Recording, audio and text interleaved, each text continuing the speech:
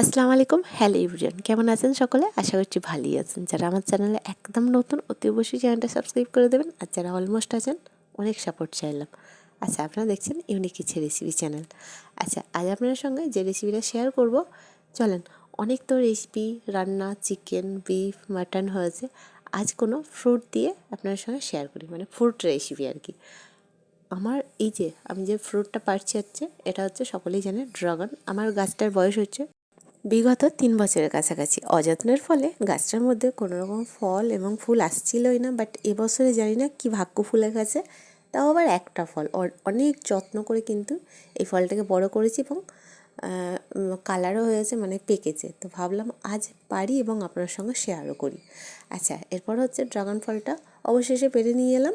আর তারপরে হচ্ছে ড্রাগন ফলটা একটা কাটিং বোর্ডের উপরে রাখলাম।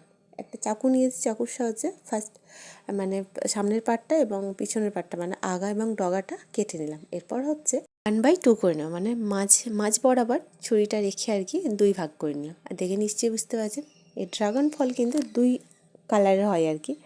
একটা হচ্ছে পিঙ্ক এবং ব্ল্যাক, ভিতরে যেটা সিডস থাকে, মানে বীজটা থাকে আর কি। এটা কিন্তু আমার যেটা দেখে বোঝা গেল হোয়াইট কালারের, মানে বীজটা তো থাকবে অতি অবশ্যই। তো 1/2 করার পর হালকা প্রেস করলাম খোসা থেকে, কীভাবে রিমুভ হয়ে গেল।